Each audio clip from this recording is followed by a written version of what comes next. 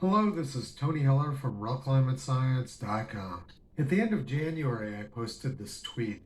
9 years ago, the New York Times announced the end of snow and showed a picture from a ski resort in Germany to prove it. And then down below, I posted a current picture of the same ski resort in Germany, all covered with snow. And then somebody responded, 3 weeks ago, things were different. Winter holidays without snow are not normal for the most important ski area in this region. Usually there should be a lot of snow from December to March. Do your homework and stop scamming. I was hoping somebody would take the bait, and sure enough, they did. I responded. The 1936 Winter Olympics in Germany were almost canceled due to rain and a lack of snow. Your theory about what is normal is not supported by science or history, which is typical of cultists of the climate scam. February 1936 was very warm in Germany, but it may have been the coldest February on record in the United States, with some parts of the US being almost 30 degrees below normal. Niagara Falls completely froze up. And then a few weeks later in March came some of the worst floods on record in the eastern United States. On March 20th, 1936, my grandfather had to be rescued by boat from downtown Pittsburgh. 200,000 people became homeless in the floods of March 1936. And then 2 weeks later came two of the five deadliest tornadoes in U.S. history. Hundreds of people in the South were killed by tornadoes during April 1936. Scores dead as tornado rips through 4 states. Meanwhile, Hitler was invading Europe while offering peace. The cold of February 1936 was followed by the hottest summer on record in the United States.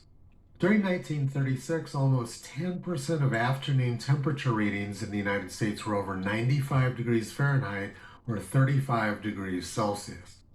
The three hottest summers were 1936, 1934, and 1954, which I'll be talking about later. During July 1936, the United States was blistering hot, with Nebraska and South Dakota 12 degrees above normal. Thousands of people were dying in the heat during July and August 1936, and about half of U.S. states set their all-time temperature record that summer. North Dakota reached 121 degrees during the summer of 1936, and Wisconsin reached 114 degrees. Some newspapers described it as the worst drought in U.S. history. Texas was having terrible floods, and forest fires were burning on the west coast. Devastating typhoons hit Japan and the Philippines. Tornadoes were ravaging Australia, and Turkey was suffering terrible floods. West Australia was having what was described as their worst drought in history, and terrible storms were hitting Europe. Now let's take a look at 1954, which was also an incredibly hot summer in the United States.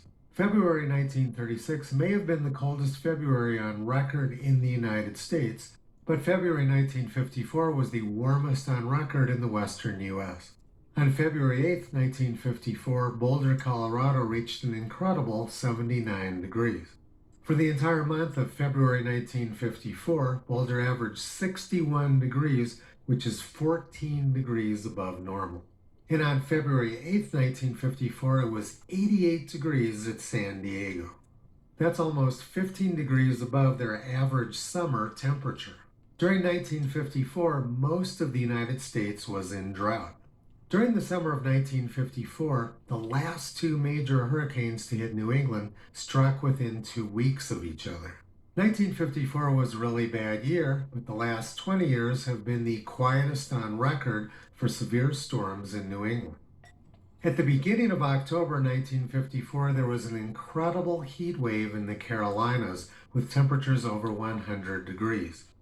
And this was followed by Hurricane Hazel, which was one of the most devastating on record in the United States and the deadliest hurricane on record in Canada.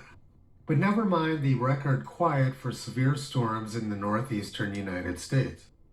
After Hurricane Sandy hit, the conversation declared it to be the new normal. They are a constant source of climate misinformation, and they ban anyone who tells the truth about climate. They say people who tell the truth about climate are dangerous. The conversation has banned conversation. This shouldn't surprise anyone because they've taken almost $7 million from Bill Gates. He's been one of the leading sources of climate misinformation around the world. Climate alarmists imagine a past which has nothing to do with reality. They believe that the climate used to be safe and stable at lower levels of carbon dioxide, but nothing could be further from the truth. Toto has been pulling back the curtain on this massive scam for the past 15 years.